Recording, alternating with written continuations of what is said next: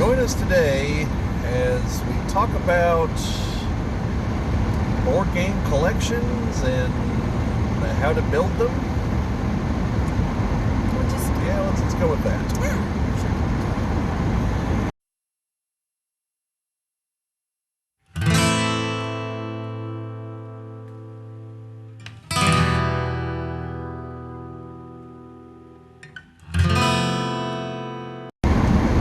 Welcome back to those of you who've been here before. Welcome to those of you who are new to the channel. My name is Bobbie.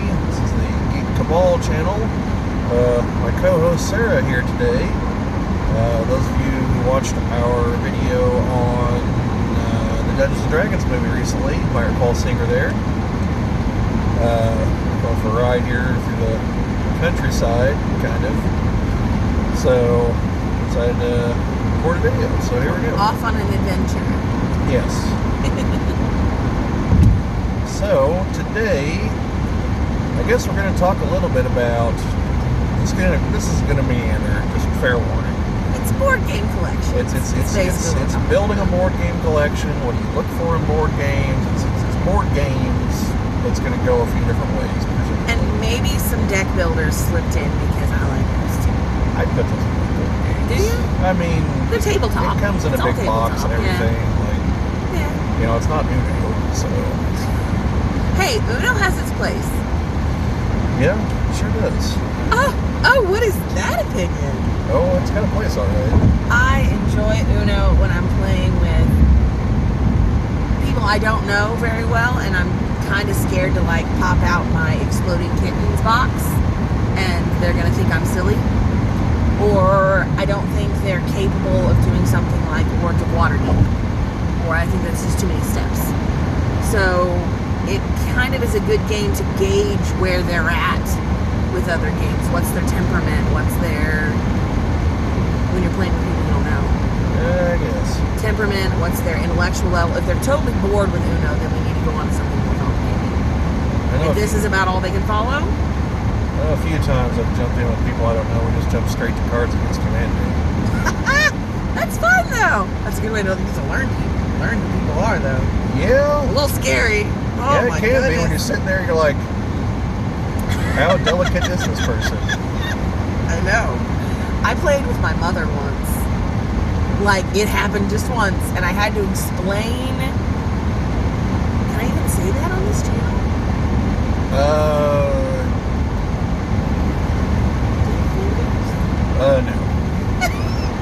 So, anyway, I had to explain appendage fingers to my, y'all can fill in the blank, okay? Use your imagination. To my mother, and I think stopped. you could go so far as to say male appendage if you really wanted to. Yeah, those. Explained this to my mother, and I was done playing Cards Against Humanity with my mom. Well, I've never watched the channel, there's little clips of it, but I think there is a channel that's just nothing but like old people playing Cards Against Humanity. Oh, Lord. And it's quite hilarious from what I've seen. Like, it was funny, and my mom was great at it. It's just kind of an odd, something I wasn't super comfortable joking with her about, you know. Yeah.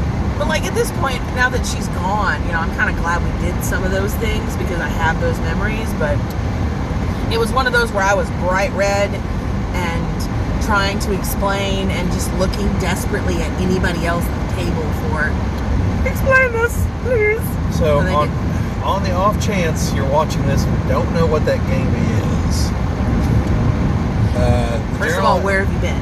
Yeah, the general idea is you have cards in your hand, and hence the title. And the idea is there are phrases and terms and everything written on them, and it's been a long time. You combine a couple cards. It's apples to apples with possibly rude and just risque hold on. things. Just assume, whenever I go into the explanation mode, assume they've never played anything. Like, really? Why are you watching curated board games if you never played? Maybe they're good. I'm just saying. Okay. If I'm going for bare bones, you know. So it's basically you associate. So like you fill in the blank. So you have.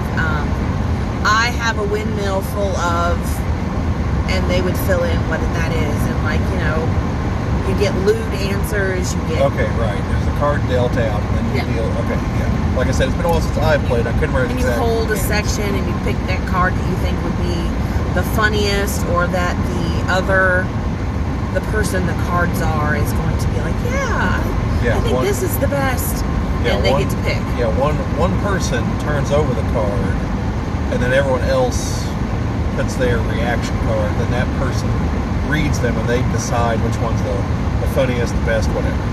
I mean, for me, it's shock value. I love the shocking, like the maybe the cringiest one. Yeah, I don't know. That's where my humor lies. To me, I don't know. I think I've known exactly one person that actually like seriously played the game. This is like, whose line is it anyway? The points don't matter. Yeah, like you played a 10, but really you just play till you're bored of it. Yeah, I mean, you can do the whole 10 thing, but like, the point is just to hear the outrageous combinations. And it's a way to get kind of past some bumps in the road and figure out, bond with other people through horrible humor. Yes, how lewd and horrible everyone is. It is a very appropriately titled game. It is. It's fun. I have so many boxes. And there's several expansions that are themed. And, you got several of them for me. Yeah, I think I actually still have the reject card thing somewhere. Oh yeah. That I got at Gen Con one year. Yeah, that might be worth some money. A couple of my boxes are signed because I got them at Gen Con and stuff. Yeah. And one year, my friend Chris and I actually played with some of the people who make the game. Because what it was you play the game, but a number of the cards mixed in were ones they were testing to get feedback, and so at the end, we had to kind of talk about it a little bit. But that was very fun, and I have no idea why they've never been back for that. That was just that 1 year. That's pretty cool. But overall, that's So that is one that's in my curated collection, but I play a lot with my 15-year-old now. Like, we're really getting into games, and I'm trying to really get him into learning the strategies behind games and not just playing, there. So that's not something I play with him. That's not something, but like, we do pop it out on like adult game night and stuff. And he's asked to borrow it to play with his friends. And I just don't want to get phone calls from other parents. And be like, why did you? Because I think he's perfectly capable, because we're very open and we talk about everything, and that's fine, but not everybody raises their kids that way. Yeah. So I've yet to let him take it with him anywhere. But he totes around quite a few of our games. Like, he takes some of them to school. He actually has a D&D group that he plays with at school now. Oh. They play in the morning, so they're obviously probably only doing like little mini things because they're playing from like 7:30 to 8. Yeah. And then they have after school time. Sometimes they'll stay for an hour. They'll get a room and they'll play, and that's been pretty cool and pretty interesting. They've allowed that to happen. That never would have happened when I was in school. Yeah. Like Bible club or nothing. Jimmy mentioned a few times here on the channel. Hopefully, I think I'm going to get him on the channel. I finally came up with some ideas. Not like the sucker in man, like some things he'd be interested to talk about. Yeah. But his son Owen, Jimmy and Owen and Brad and Chad and myself, when we can, get together to play Dungeons and Dragons. And Owen, he's 15, I believe. He's the same age as me. He's running a D&D thing at their school. So that's cool. Yeah. Blake isn't running anything because he's still kind of new, and he just has played with me and a couple of our cousins. We're working some things out. I've been making them watch a bunch of YouTube videos about how to play D&D and watching a few of the live streams and stuff to kind of get the idea. Because I don't want to start with a bunch of teenagers and then put all that work in. Just make sure that if you have them watch Critical Role or anything like it, just make sure to explain the concept of the Matt Mercer effect. Yeah. To basically be like, look, don't expect this level.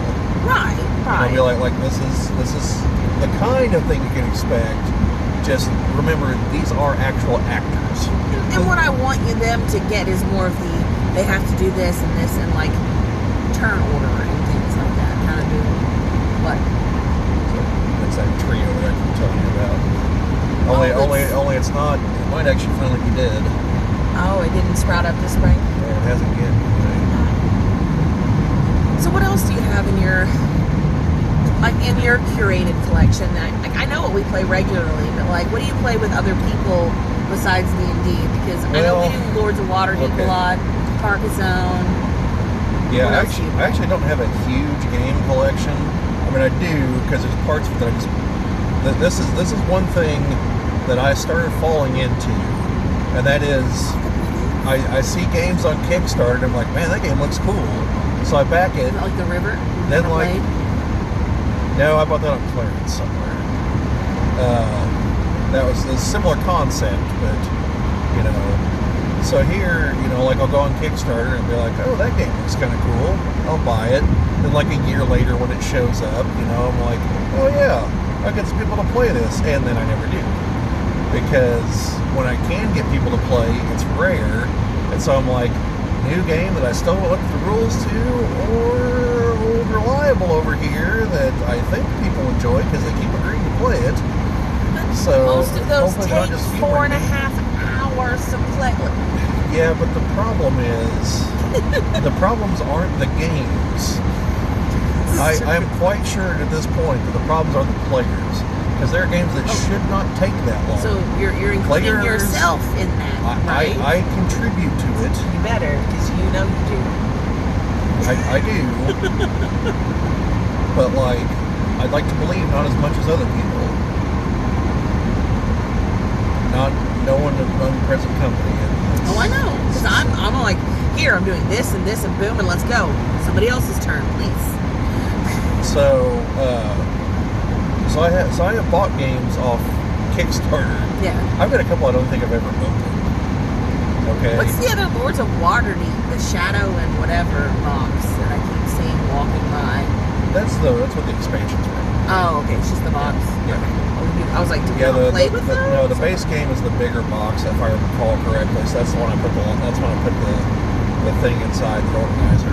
Yeah. So Lords of Waterdeep is obviously in his regular rotation. Yeah. I enjoy it. So I like games that have a level of strategy to them. Okay. So Lords of Waterdeep, your choices are meaningful. Okay. It does require just a little bit of long-term thinking. Terraforming Mars is another game I have that I really like. I'd read a lot about it, heard it was great. Even 2 or 3 years after it came out, I still had trouble actually tracking down a copy. Oh, wow. But I finally got a hold of one. It's not as hard to get a hold of now. This was a few years ago. And I've got a couple of the expansions. I've really only played with one of them, though, because each of them adds time to the game, because it adds more fiddly stuff. And now I haven't played it anywhere near as much as Lords of Waterdeep. So everyone's still feeling things out, and one thing. Lords of Waterdeep. Years ago? Yeah, it's an old game. We've been playing it a long time. I've never really done anything here about it on the channel. It's one of the many games that I do plan on. Again, this mythical time when we can all get together to do a playthrough of it. It's a worker placement game. It's an American attempt at a Eurostyle game. And now we did do a much older video. I'll link back to it here. Where I believe me and Chad talked about American versus Eurostyle games. Very briefly, just in case I didn't do that, hallucinating it, which is possible. So, very briefly, one of the big differences is a lot of American style games are winner take all. There's a single objective path to victory. You can knock players out of the game, things like that. Think all the worst parts of Monopoly. Okay, that is the prototypical American board game. We're here to win, and it's a terrible game.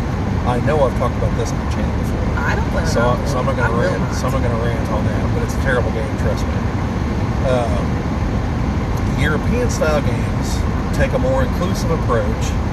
There is still typically just a single winner, but there's multiple ways to win. There's usually things that come in like at the last minute that can shift points. And you're not a loser when you lose, when you just don't win. Yeah. Like the emphasis is not on, oh, someone's a winner and someone's a loser. It's this one completed the task. This one completed the... Yeah. And like I said, overall, it's a more inclusive game. You typically don't knock people out of the game, which is one of the worst mechanics imaginable. Although I do play a Eurostyle game where that happens. Which one's Have I that? ever played Galaxy Truckers with you? You tried explaining it to me one time. Yeah, so basically it takes an hour to learn at the very least. And that's just to learn the base game and not any kind of real strategy and the rest.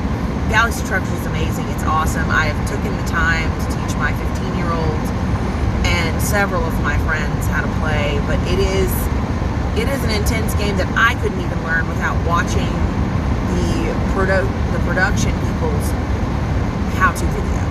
Like, I had to watch that, and then slowly over time we have gotten much, much better at it. But it's intense.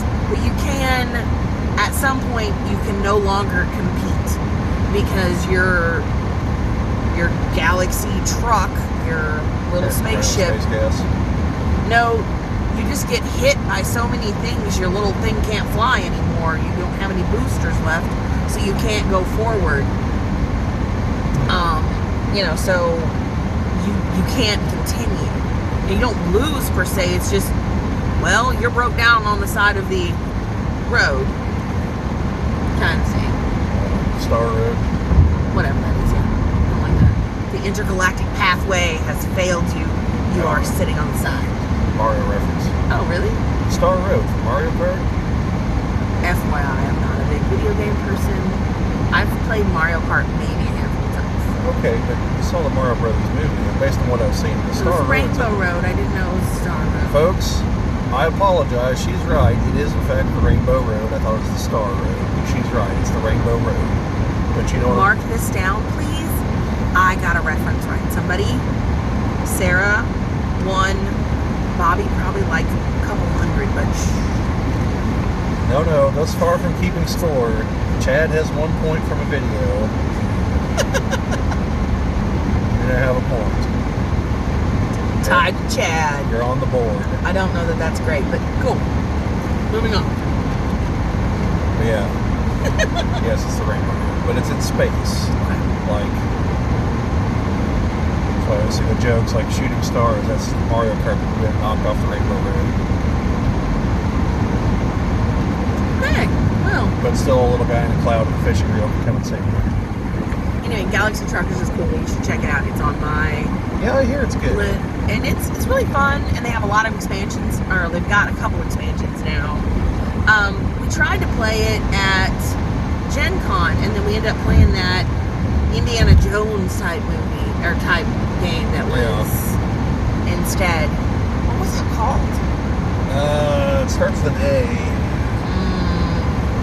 It was cool. I liked it. It was a really good game, but It was interesting. I thought I was kind of tired. it was a lot of components. Which I like, but it was a lot for this one little 30-minute session we were sitting down to play. I like as long as it's not complexity just for complexity's sake. Yeah. Well, that was Or- definitely a builder, because it reminded me a lot of how we play Lord of the Rings. You got to collect the resource management. Here, I've got this objective. I need to get to here. I liked the Indiana Jones adventure theory. As long as it's not what they call Nintendo hard. You probably never heard that term. We just had this discussion. That's why I said you probably never heard that term. So, for those that don't know, Nintendo games, early ones, and I think still through the Super Nintendo, but I'm not sure. Like, they realized there's only so much game can fit on the cartridge, right? You know, because it's an 8-bit cartridge. Okay.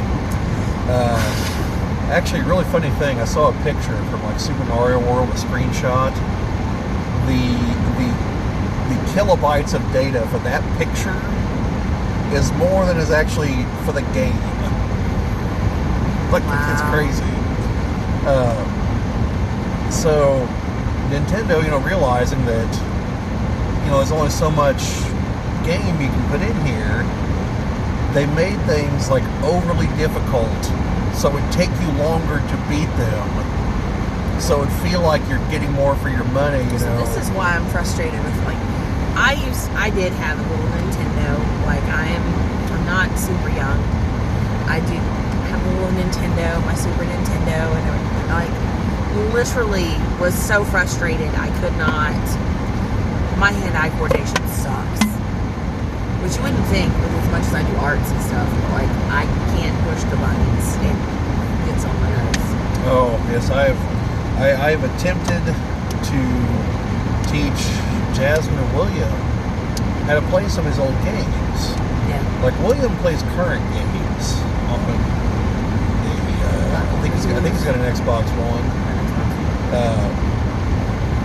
And like he can play some like ones that I have on like my regular Xbox and the 360 and things like that. But like I try to get him to play Super Nintendo games, and I try to explain the like just for Super Mario World, like how to jump across a chasm, having to explain like hold the run button while you run towards it, and then jump. Don't let up the run button. You know, you gotta figure out how to coordinate so this part of your thumb is holding the one button while you hit the other one. That's why I like board games, not video games. And so, like, it's just a total no-go. Like, they can't get past, like, level 1 Super Mario World. Like, I feel their pain. I think they would be killed by the Goomba in level 1 of Super Mario Brothers for the Nintendo. A little further than that, but not a lot. But anyway, so, what were we even talking about? That was, we were talking about the we got on that from the I said, is it just overly complicated just to be complicated? So, I don't think it's, maybe that one is. I've come across games that are overly complicated just to be extra. Yeah, that's no good. Like Mousetrap. Yeah. It will never actually work. Don't try. It's a Rube Goldberg machine that can't work. You know, Blake never built one of those in school. I thought it was really weird that they don't do those. At least they didn't do that. Well. But, anyway, so I really like the Galaxy Truckers. It is kind of getting Blake into that and getting him into something that complicated has kind of opened the door to now he wants to play Settlers. Now he wants to play. It even opened the door to the D&D that he was like, I think I can handle a lot of rules and a lot of just a lot of content that you've got to consume and be knowledgeable on. Yeah. At least to be able to go find the rule you're thinking of. So it kind of opened that up for him, and I really like it. But we play a lot of other games that are just kind of European-based, like King Domino was something we started early with Blake. Yeah, you picked that up at Gen Con. Yeah, I picked that up at Gen Con. There's another one that we used to play that we don't play anymore because Blake's like, it's a baby game. Tangerine. Okay, yeah, but I'm talking about like it was a very European style children's game. It was by the little orange company with the orange King on of it. Monsters, King of Tokyo. Yeah, King of Tokyo. Yeah. No, Ion does King of Tokyo, wasn't it? I think it's Yellow. Yellow. Yeah. Yellow. I'm horrible with names like that, guys. Yeah, he's like, that's a baby game. I don't really think it's a baby game. I think he's just played it so much that he's over it. But I still like it. I still think it's fun. So I've got those, like regular rotations. Those aren't even our regular rotations anymore. We do Galaxy Truckers. We play Carcassonne a lot at my house. And we vary up the different expansions we throw in. We don't just play with all the ones we have.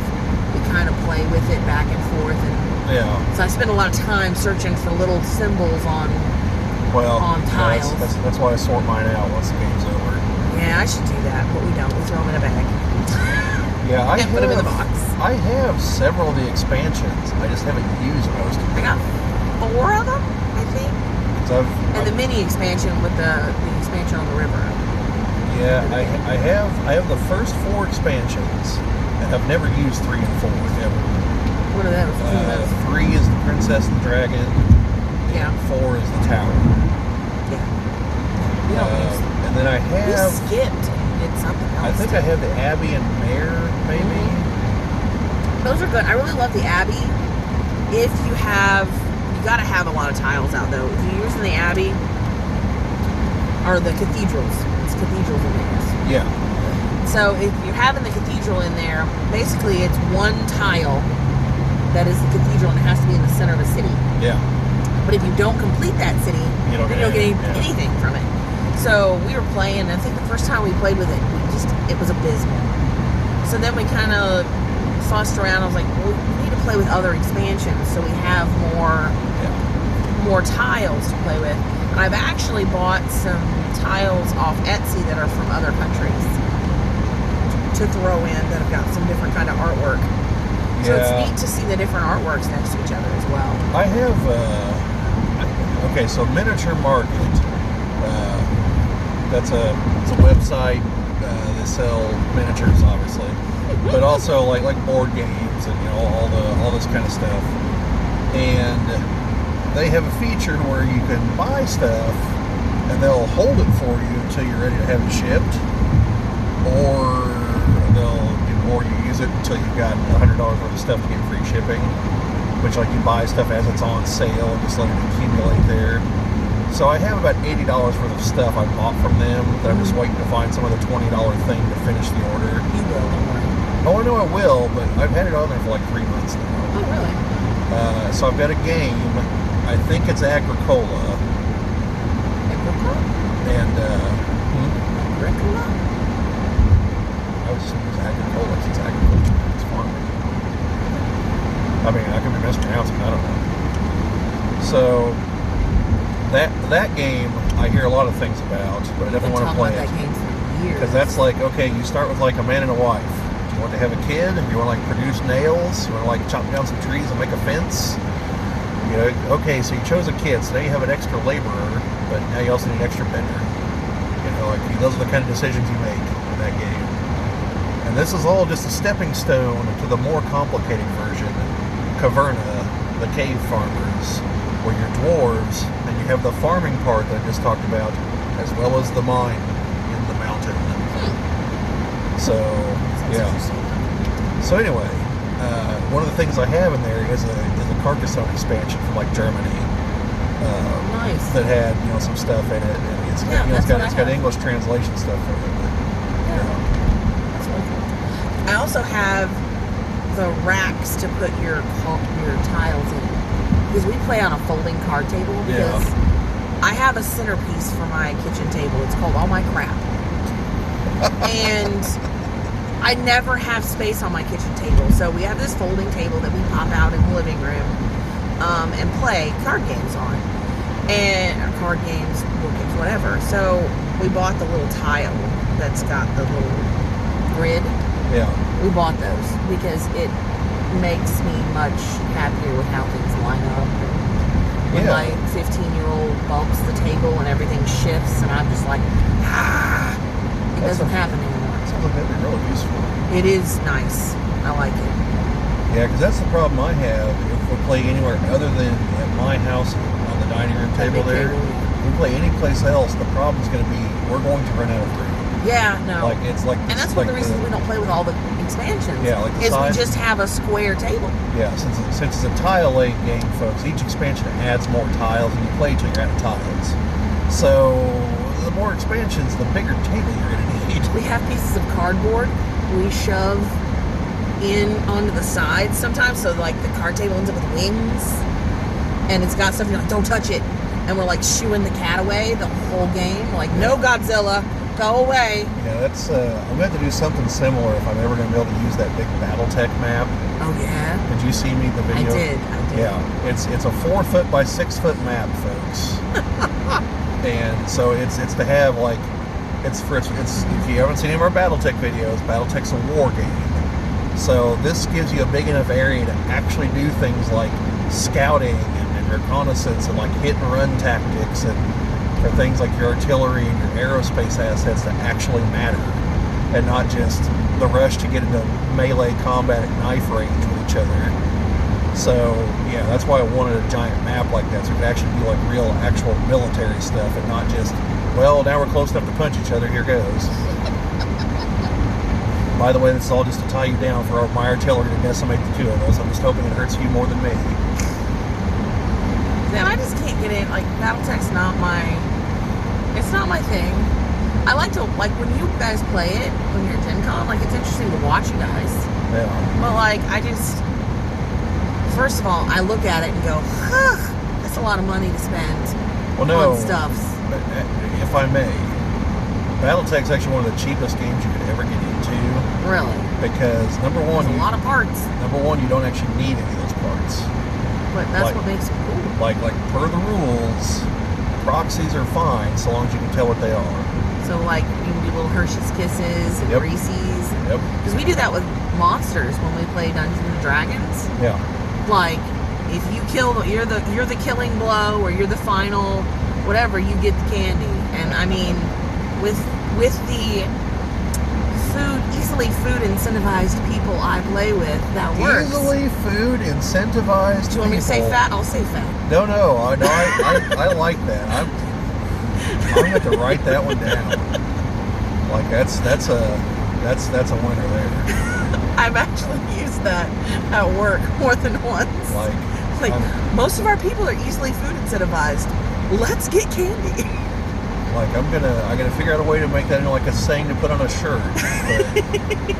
I'll put that in my Redbubble store that I never advertise because I've never had any sales. It's kind of sad, but we'll get around that someday. But yeah, so once the channel gets big enough, folks, look for Geek Cabal merchandise coming to a Redbubble store near you. Like I like to use the Ferrero Rochers as well. To like, you know, because then I'm upset that I'm the DM because I want one. Well, that's why you keep a stash behind the I screen. do. I have one. And a lot of times I'll buy the the assorted packs, and then I will put like the ones I don't like. They're not my favorites. Are the monsters. Like the ones I do like are sitting back here. There are perks to being the DM, and you got to find them where you can, because sometimes you're just like, are these people even playing the same game I am? Like, I'm not sure we're all on the same page. So yeah, Carcassonne. I need wins. Yeah, so Carcassonne, like I said, is a tile laying game. Also a worker placement game of a sort. Yeah.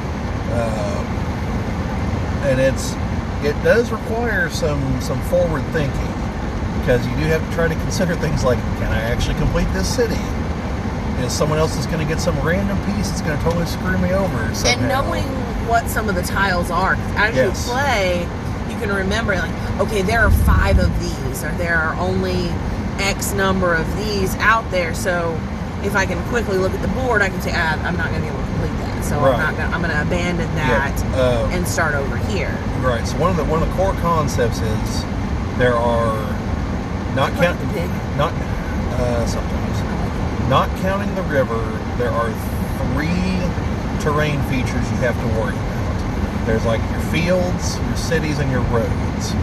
So if an existing tile is already sitting there and ends with a road, the next tile has to have a road to connect to it. So that's why. So that's why it's important to be able to look at it and be like, okay, does a piece that fits these features actually exist in the set? And if so, is there just one, and have we already played it? And my problem is sometimes I forget which expansions we're playing with. Yeah. And I'm like, oh, there's that piece. And I'm like, oh no, that doesn't exist here. Yeah. So that's something to consider with that game. Let's see. Terraforming Mars. I play a lot of Exploding Kittens. Like, and the different kinds of games that come with that. Zombie Kittens, Exploding Kittens. We do a throw burrito a lot, especially when the teenagers are all over at my house taking over. Yeah. And they have to play out on the porch because I don't want them throwing crap at my house because they have no concept of how rough they are. Yeah. What else do the boys play a lot that is interesting? we've been trying to learn Dragonology. I have to, because of my love for all things draconic and all that. You bought me a copy of it. Yeah. Wait. Probably a good 7, 8 years ago. Man. Yeah. But it's interesting. It's really cool. But it's almost complicated. It feels like to me it's complicated without having to be complicated. But I love the art in it, and I love everything in it. So we've been trying to learn that, but I keep getting disinterested. I'm the one who gets distracted wanting to play with the figures and look at the pretty art stuff and not play the game. Yeah. So I know in my collection, like Operation. Yeah. We have. It's been, I don't know, 3 decades since I've played it, probably. It's really fun to bust out on like an adult game night because everybody's like, oh, Operation! And you remember that you all suck at it. That sounds about right. Like, oh, right. There's a reason this has been in the closet for decades. And then you're just like, oh my God, we suck. And then you get the one person that's good at it and you're like, you're leaving. We're done with you. Get out. The rest of us suck at this game here. And we don't need you anymore. Yeah. But those are, it's fun to bust out those kinds of things. Like Sorry. We'll play Sorry sometimes when we're done playing games for the evening. That'll be like our end game. Yeah. I don't have nights like that. Well, I know, because we have nights where it's like 1 a.m. and I just want to be done with this and go to bed. Yep, that happens occasionally. That was last night with Lords of Waterdeep. I got up at 4:30 the night before, or the day before, and was up till 1 playing Lords of Waterdeep. Which is fun, but you did admirable. I was trying to be something. I was close, and I was ticked. You were close. When I told you I had the 94, your eyeballs got kind of big. You were like, ooh, that's a lot. And I was like, that's right, that's a lot. I've been over here putting shit down, trying to be unassuming and just... But he's still beating me by like 26 points. Hey, that's better than against most people. I mean, there's people that could do better at that game that I beat by like 100 points pretty frequently. Yeah. Now my older sister Angela, like every time we play this game, she builds up me being this great player, and she beats me I think more often than I beat her. I'm pretty sure. So competitive, but also like. No, that's purely psychological because she wants everyone else to focus on me. No. Think she's a little Angela is Angela. Competitive, and you are competitive. It's a family trait. Because we were playing with his niece last night, and even she's competitive, and she didn't do great because she doesn't have the experience, and she doesn't know when to capitalize on certain combinations that you can start accumulating.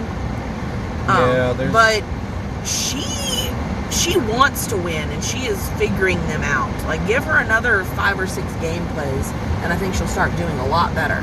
Yeah, like, if we do hopefully get around to doing a Let's Play for that game, there's definitely, you've got to play it a few times to really, like, it's one thing to know the rules. Now, that helps. She was reading the rule book, which I tell everyone that plays games with me to read the rule book in case I get it wrong. We went out on a snack run, and she's, like, got the rule book, and she's reading through it. Like, she's dedicated. She wants it. And, but the problem is, there's other things that you can't learn from the rule book that you have to learn by playing the game. And like with that one in particular, one of the most critical things that people don't ever catch on to, that don't play the game enough, is the quest cards. How critical it is to grab them. And have a bajillion of them, or to reset them all the time. If there's really good ones up there, but you don't want them, get rid of them. Yeah. Do not let other people have them so they can capitalize. Yeah, when it comes to the quest cards, there is very much a denial strategy. It's very viable. Like, you should do it. Now, with just the base game, you actually could go for resource denial. There was not enough stuff. We haven't played with just the base game in so long. But the game makers, like, that was never intentional. So with the expansion, that's why they included the tokens that are like 5 of the cubes all on one token. There's like 20 of each one. They're like, you won't get through these. Yeah. Good luck. So that was never intentional, but the quest part is. Like, the mechanics are definitely there for that to be a denial strategy. And I like to use the skulls as well. Like when we play, and that's I like to use that. You kind of, I didn't last night because I didn't see the path to getting rid of them easily, and I hate relying. Oh, and I had it already. Like I got dealt some stuff that already said, "Hey, you can put these back." I hate relying on the quest cards to do it. Yeah, you need it's too finicky. And I want to buildings. I want to, But that's another thing. Like with the skulls, you won't know this until you play the game. But like the first half of the game, go hog wild. But the second half, you better be getting rid of it. Yeah, you better have your way. You're getting rid of all these things. Like I was holding on to entry cards that said I could drop the skull, so I accumulated a bunch of them. We pushed a bunch of them out of the game, and then I put what I had back. Yeah. If anyone would have been holding at the end of the game, that would have been bad for them. Which management gamed. Yeah. But so anyway, like I've got a game like I've got that game. I've got Terraforming Mars, so I have my strategy games. But I also have not so strategic games. I mean, there's still strategy to them, but they're a lot simpler. Like Dominion. Mm-hmm. Okay, Dominion's supposed to be a faster game. Not once you add all the expansions. Yeah, well, or even if 1 or 2 expansions, just kind of bulk it up. Well, you should still only have 10 cards to choose from. I know, but like but they're more complicated. Yeah, the thing with Dominion, it's a deck builder. So what you're trying to do is get it in the late game to be able to do a bunch of stuff, or to be able to have a bunch of money to buy a bunch of stuff and start buying your way to victory quickly. So there is strategy to it, but it's not anywhere near what the others are. It's like you've got 10 cards to choose from, essentially. You just got to think, okay, well, maybe if I draw them correctly, this one will combine with this one. So I need some of this one and some of this one. And, get your deck going and then take off. It's a lot more straightforward than the other games. So it's a lot easier. I don't consider Carcassonne to be quite the strategic depth of the others, because you're limited.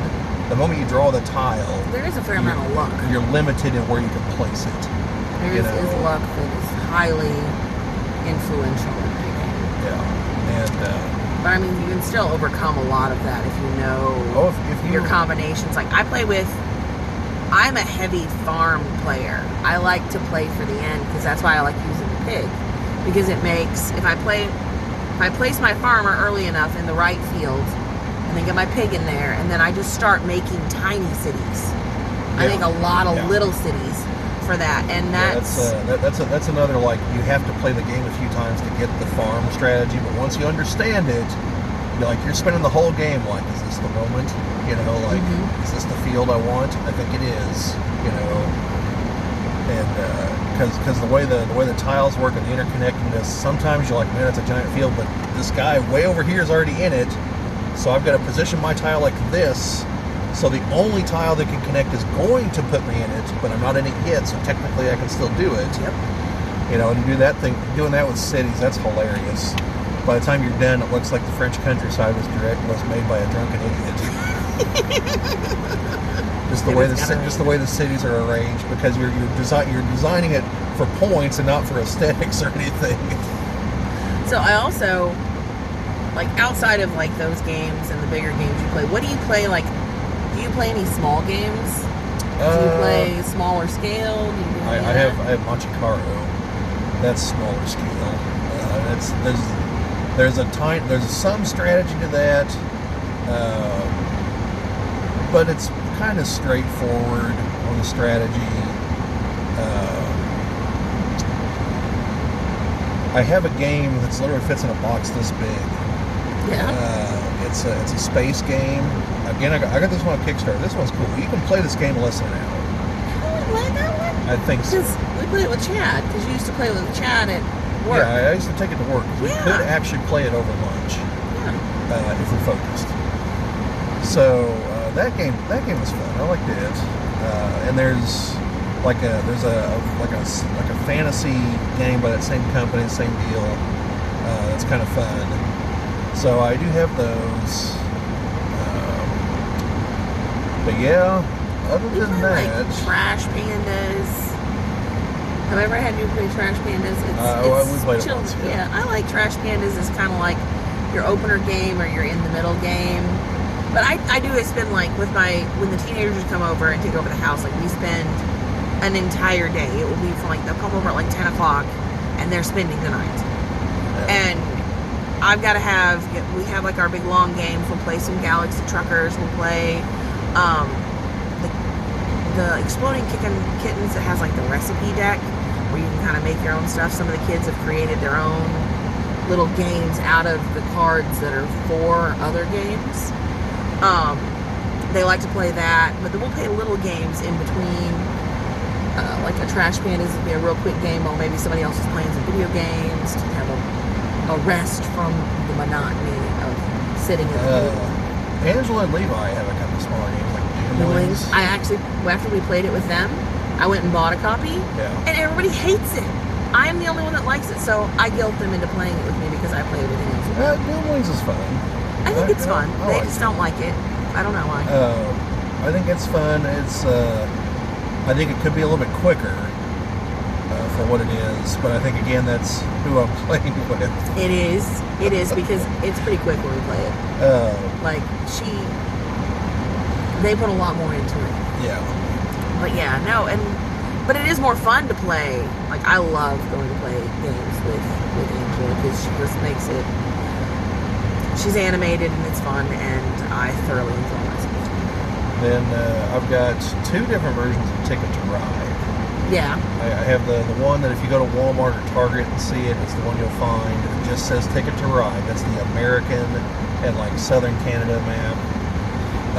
But I also bought the like deluxe version of the European one. The like that's an expansion. Oh. I'll get to that in a second. It's like I think the 10th anniversary, and it's a much bigger box with a huge board for Europe, stretching from England to I think to Ukraine and Russia. It's where the other side is.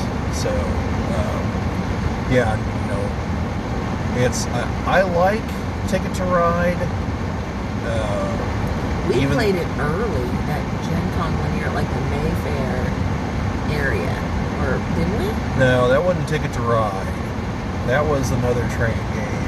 If I recall correctly, you were just like shooting me by the time we were over with the little. We were drawing We went to the library, and I thought we played it after that because you were like, "No, here's a good train game," or something with me. Maybe. Because that was the year I won the Catan thing. But I was just not paying attention. Yeah. At all. Let me think on that. Or maybe it'll come to me. But yeah, because I had not played Ticket to Ride before. So the deluxe one's got like better looking train cars, not just generic plastic cars. They're actually like this player has this train. This player has this train. This engine and these cars, and stuff like that. And each player's stuff all comes in a tin with like the rail line and everything on the cover, and it's awesome. I got some like stupidly deep discount on cool stuff one day, and that's another site folks should check out. It's like that's a site, not just like a pile of stuff. Yeah, I didn't just like come across, man, look at all this cool stuff. No, it's Cool Stuff Inc. It's a website. It's also miniatures and board games, just like Miniature Market. Now, a little pro tip: I don't own this one, but the base game and the European one, they say 2 to 5 players. They really mean 3 to 5 players. 2 is almost impossible. My copy at home sits there until more than one person comes over to play with me. Because it is miserable. Play with 2. It's miserable, but also there's far less of a challenge because you're not competing as much for the same rail lines. Also, it's just a passing time. So there's another one called the Nordic countries, which is designed for 2 to 3 players. Like I said, I don't own that one. That's the other one I'll probably buy. I played the Nordic one. Yeah. So I don't know where you guys are from, but a lot of times if you go to your local board game shop, they have a library that for a small fee and for nothing, you can go back to their play area and you can test games, and you can play them at wherever it is. I've seen them at the one in Bloomington. Yeah, the game. Two of them. Oh yeah, 2 of them in Evansville have them. Spoiler: we're in Bloomington. We can probably, if there was a tree on the way, you can probably see it right now. But and they're interesting places to go. If you think a game sounds interesting, a lot of times they have them. Yeah. And you can try them out before you make that investment, because some of these games aren't cheap. Yes, and they want repeat business. Yeah, and you can go and you can, like, a lot of times they have drinks or snacks you can buy, and they will help you. If they've played it before and they're walking around, you can be like, hey, and I use this a lot, especially since I play with teenagers at home. We'll take them there before I will buy a game for our game closet. Because, I mean, we've already got a bunch, and if they're not going to play them, what's the point in having this closet where we don't touch half of what's in it? Yeah. So, like she mentioned earlier, for Ticket to Ride, there are expansions, and they're basically more map. They're more boards, okay? But you need the base game. So you either need the one, like I mentioned, that just says Ticket to Ride. Ticket to Ride Europe is considered a base game, and I believe Ticket to Ride Germany is considered a base game, because it comes in a much larger box, and I think it has everything for all 5 players. The Nordic countries, the only reason it wouldn't be is because it doesn't have the things for the 4th and 5th player. So if you're only going to have the 3, I suppose you could just buy the maps anyway. And like Sarah mentioned, I do have one for Japan, which adds bullet trains to the whole deal. And each one adds something new. Okay, it's like the Japan is the bullet trains. I believe the other side is Italy, which has ferries from like the islands to the mainland. There's a mechanic to deal with that. Let's see. Well, just the European game itself also adds something, and I can't think of what it is right off the top of my head, but it's to deal with, like, if you can't get on the rail line, there's a one piece you can put to be on that one rail line. It's a building. I can't think of what that building will be. It's not a train house, but it's the station, or not? It's the hub. Yeah. The hub. I can't think of the term for it. It might be. So in my brain, I'm thinking of Thomas the Tank Engine when he sits on the little turner. I think that's what it's supposed to represent. And I can't think of what it's called. I watched way too much Thomas. I was a grade school teacher at one point in my life. Way too much Thomas the Tank Engine. Why can't I think of it? Turntable? I think it is. It's called a turntable or turnstile. Something like that. Anyway. So they make one, like I said, Japan and Italy. It's just the different sides of the board. There's one for India. There's one for Africa. Obviously, a specific part of Africa. I don't think it's the whole continent. I could be wrong on that, though. There's one for, like, specifically for England. There's one for the Netherlands. And I think the one for England, the other side is, like, Pennsylvania. There's one, I think it's France and Texas. Yeah, some bizarre. Those are some nice. Some interesting combinations. And then there's a handful of things for this game that are actually just like stupidly expensive on the secondary market because they were promos. Yeah, I've seen. Yeah, there's one in particular that I know a place that had one, and I kept looking at it like, what is this? And God, I wish I would have bought it. It's just another train card. Or another train, but all the train cars loaded up with pumpkins. It's a Halloween one? Yeah, it's a Halloween one. They had it, for like $8, $9. That thing's like $60 or $70 on eBay. I'm a Halloween person. Yeah, I mean it's. So yeah, I think overall, for your setup, you want to have a mix because. You don't want to play the same game all the time. Like whenever I first got Settlers of Catan, and that was my Euro intro game. I have played ever-loving shit out of that game. Okay, like I have the base game, I have the 3 main Mayfair expansions, I have the 5 to 6 player expansions for all 4 of those boxes. I've played all the expansions. I've come to the conclusion Cities and Nights is the expansion, by the way. like, it changes the game radically into an entirely different game for the better, in my opinion. That's not a global opinion. Some people wildly disagree with me on that. And now someone else owns it now, not me. They sold it, and I want to say it's Asmodee, but I could be wrong because they own everything else when it comes to board games. But they've made a new version. It's not a new version, but it has new artwork. So that's why I haven't bought any of their expansions, because they're not going to mesh artwork-wise with mine. And one of these days I'm just going to get over that, because they finally made a Cities and Nights expansion that does something else with that. And I'm just like, you're going to give in. You will. Damn it. You will. Just when I think I'm out, you pull me back in. Sorry, I'm not Al Pacino. To his point, though, you want games that both challenge you, and you want some games that are just good fun. Yeah. And you want games that are somewhere in between, because some days you're not feeling the super strategy game, but you want a challenge. You don't want it to just be nothing. And it largely depends on who you play with. You might have a group of games you play with one set of people that you wouldn't play with another. And I think that's okay. It's just know your players and know who you're playing with and what you're buying for. Because, like, some games, I'm all about buying the cutesy little stuff that goes with it, like the metal coins for Waterdeep.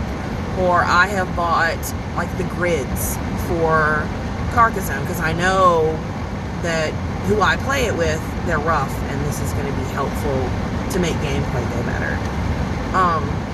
Like, curating your game closet is super fun, though, because you'll be at, like, a flea market, and you'll see something, and you're just like, where the crap have you been? Like, somebody just got rid of this, but this is awesome. So I'm opening up a box, and I'm making sure all the pieces are there. Or I'm like, hey, they have the pieces I'm missing out of my game. I'll pick this up for $8 and add, to my game set. Yeah, like last year, the year before at Gen Con, I saw a Star Trek 3 game, and I wasn't interested, but I figured Jimmy might. I texted him, he was like, yeah, go ahead and pick that up for me. Yeah, and it's fun. Like, we never played it. I don't think we ever will. Yeah. We're just one of those, like, one was like, not Star Trek 2, The Wrath of Khan, The Search for Spock. That's what they made the game for. All right, sure. Like, I have a game in my closet that we'll never play. I have the Alien version of, it's Monopoly. Legendary. Oh no. It's either Monopoly or it's maybe it's like Risk or something. But it's a game I'm never gonna play, but I think it's really cool, and I'm really into the theme, so I have it. And you end up with stuff like that in your closet too, that you just kind of look at and you're like, oh, you're pretty. I'm never playing you, but oh, you're pretty. And I think that has its place too. But the kids have busted that game out and tried to play, and the whole time I'm just like, don't lose my pieces, and I'm like, I'll never fucking play this game. But I'm like, that sounds like the first time I tried to play BattleTech back in, like, I'm going to ballpark it at 1992, somewhere in there, because I have a 3rd edition box set.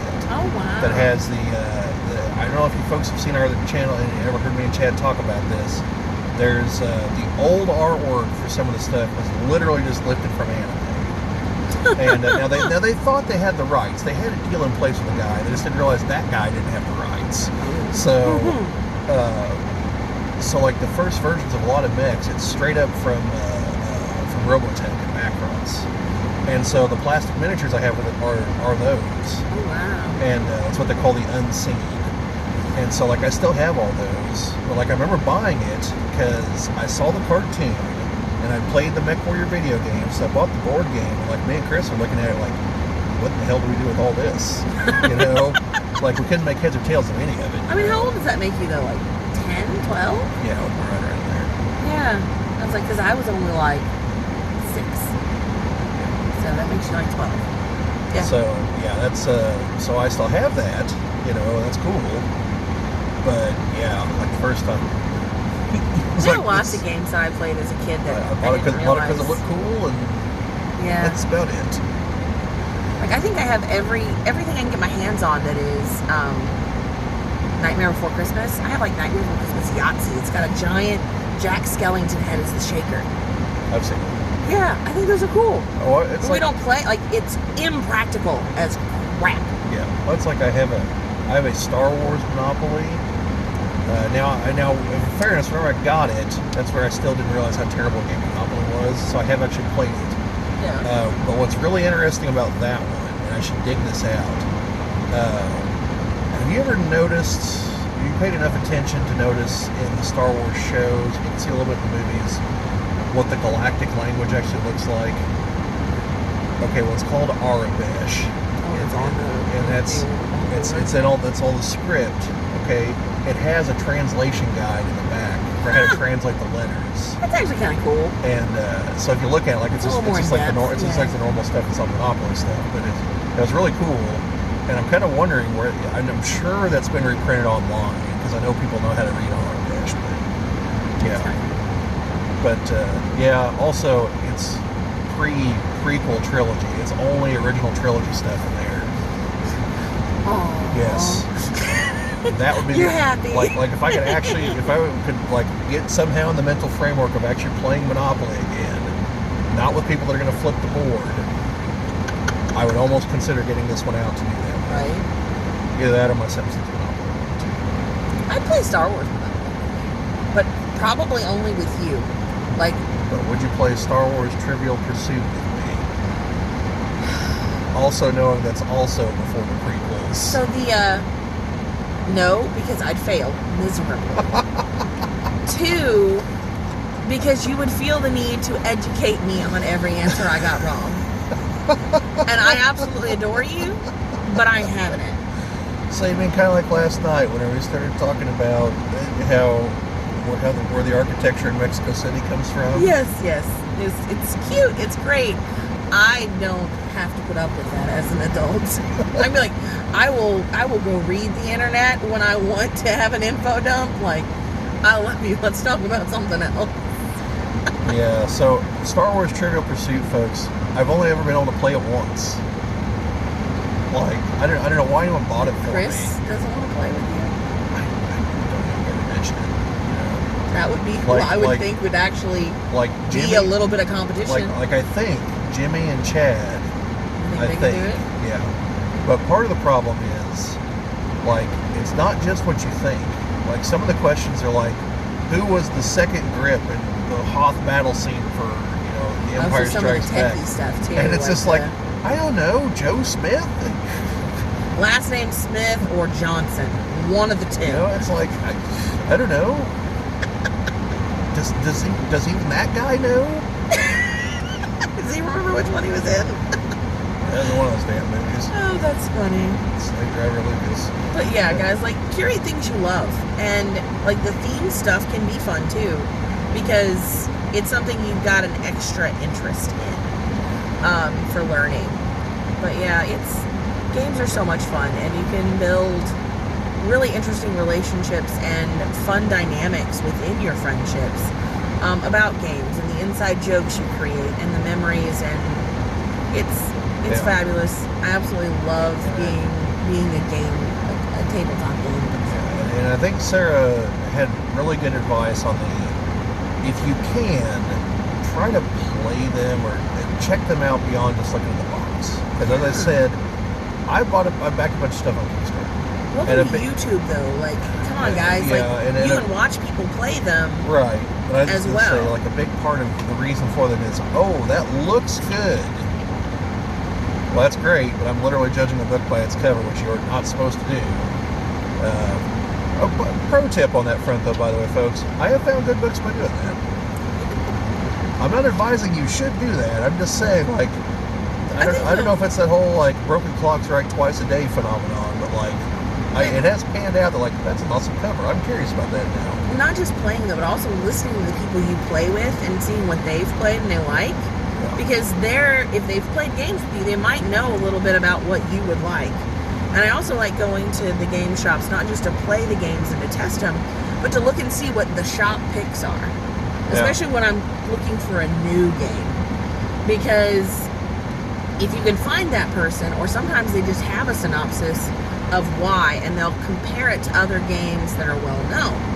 And that's helpful to kind of figure out what direction you want to go into, or, you know, is this going to be something that I'm going to want to buy 15 expansions for? Or is this just something that I can play as is? Like those, a lot of times there's information as to why they pick them. Yeah, now, just a quick note, by the way, just so everyone knows, I'm sure you can guess this already, but not all expansions are equal. No. Like, there are bad expansions. And then there are expansions that make the base game better than it was before. Yes. Yeah, like I mentioned, the Cities and Knights for Settlers of Catan definitely does. The one I've used so far for Terraforming Mars, I believe, does improve the game. I just haven't gotten around to the others. There's still 2 I need to buy. One's the 2 more boards, back to back. Then the other adds the Senate, politics, and voting. Just what I need from Mars. I'd much rather go by the poll I saw. That was, I don't remember where it was.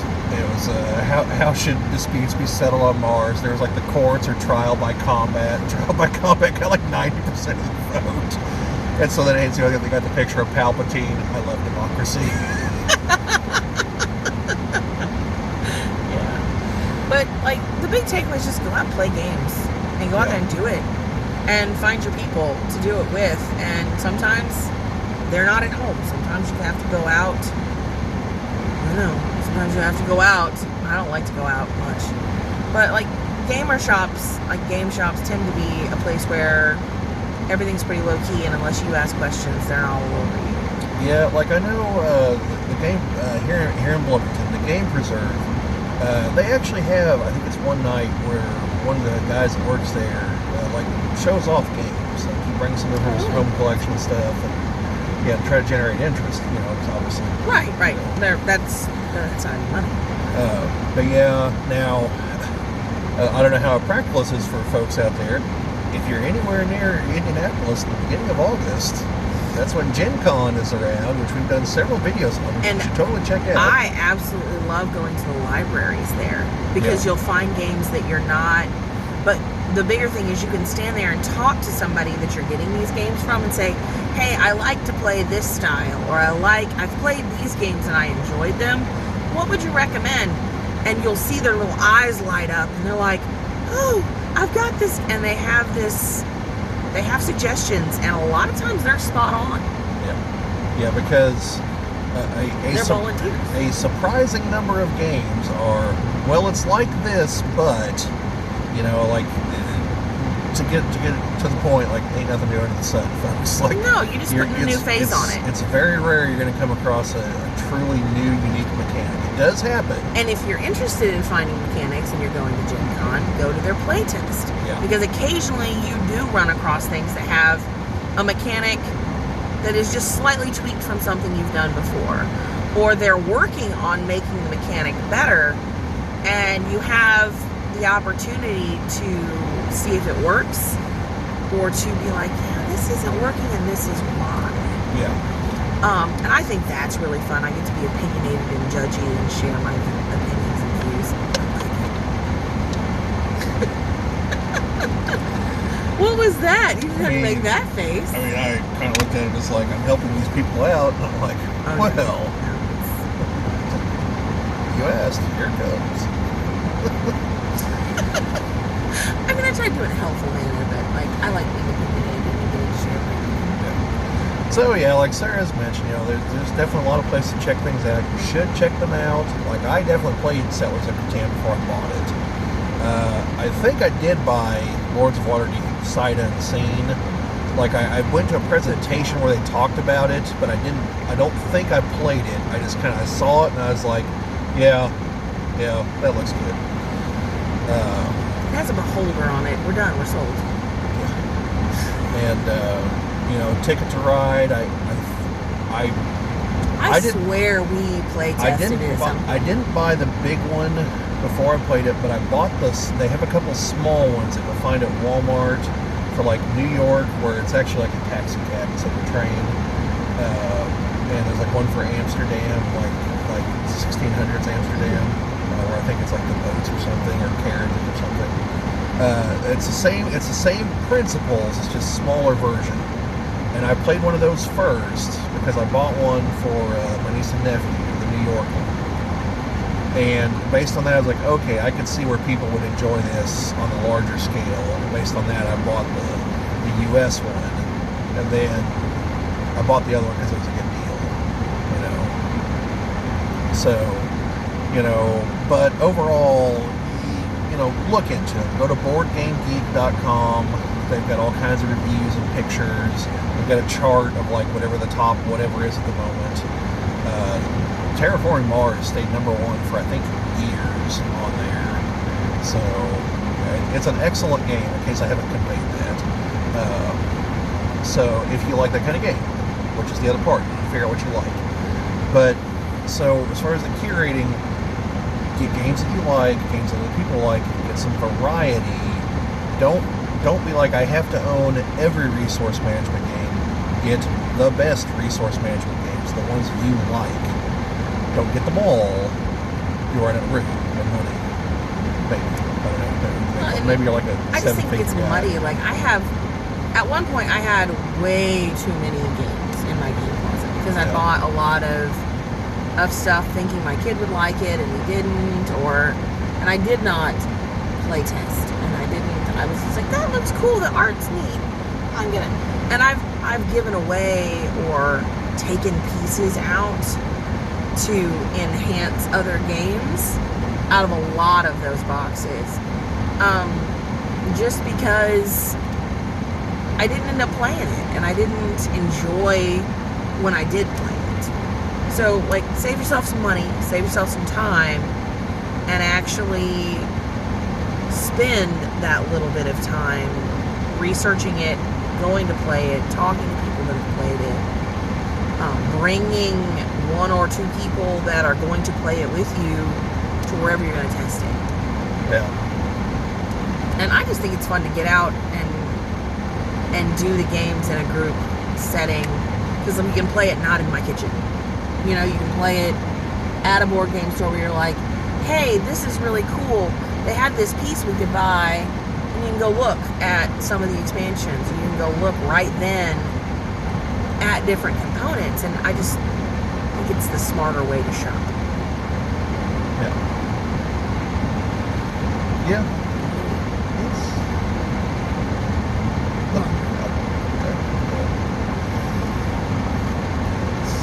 So anyway, folks, that's, you know, a whole lot of thoughts on the matter. It's an hour's worth of thoughts. Yeah, sure is.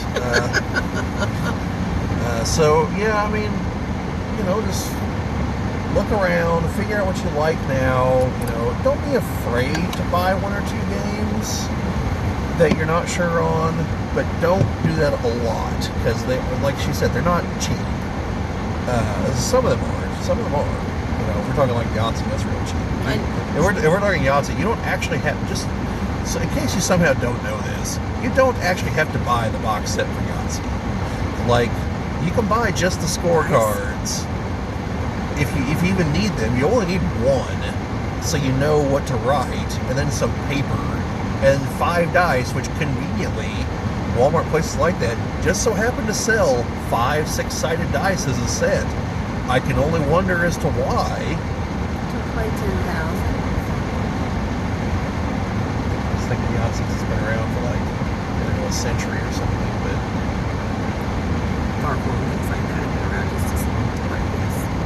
Basically like poker with dice. okay. Well, that's all Yahtzee is. Except it has a small straight, which doesn't use a poker. So yeah, you know, be experimental, just, you know, but be smart about it. Don't feel beholden to buy all the other versions, like Settlers of Catan has Settlers of Germany and Settlers of Egypt and Settlers of America. The other thing is, like, and if you find something you've bought that you don't like, feel free to forward it to somebody who would like it. Yeah. Because the game community is huge, and you probably know people that play games. And you'd be like, hey, we didn't really like this, and this is why. What? Mention the gaming community. Don't get on another tangent. I'm not going to. You know, haven't seen We'll talk about it video. later. I've seen them all. One where I basically said there is no such thing as a gaming community. You make your own community, whether they're gamers or they're just your friends. Exactly. It We can exists at the local level. Exactly. There it I agree. exists. Yeah. It's the big picture. The big picture doesn't exist. The big picture, people just use that term to warm their way in. Yeah. Like, oh, we're doing this for the community. Like, no, you're doing it for profit. Like, don't say you're doing it for the community. I think your local game shop is part of your gaming community. But also the bigger part of your gaming community is the people you communicate with about games in and around. Yeah. You can have a local community. Yeah. You know, I guess it is. I have a much larger community because I go places like Texas where I play, and I go all over, and I have groups of people. Exactly. So you have a larger than just your local, but it is centric to you. Like what you consider the community is more centric to you. Yeah, I don't mean geographically. I mean local. You mean okay. Yeah. All right, we're gonna go eat, folks. Yeah, We're done. So, yeah, that's. Hopefully, you guys got something out of this. Let us definitely know your thoughts on the matter. Easily food motivated person. Ready. Got some eggs in here. I took a cue from you. Hopefully you guys got something out of this. Let me know down in the comments. What do you guys like to play? Any of these games we mentioned, if you want to know more about them, let me know. At some point, again, like, we're getting things together. Now it's more a matter of, can we get the people together? We do want to do playthroughs of these games, and I'm sorry to keep promising that and not delivering. Like, it is on the docket. Like I have like this piece of hardware here for like mounting the camera to the table and like doing the boom arm out over the thing. Like I've got the thing. I just have to get the people now, and that's the hard part. So like progress is being made, and I'm sorry we're not there yet, but please bear with us. We'll keep talking about BattleTech in the meantime. Keep playing games. Yeah. So. I don't know, keep rolling dice or something. Maybe some witty catchphrase. See you later.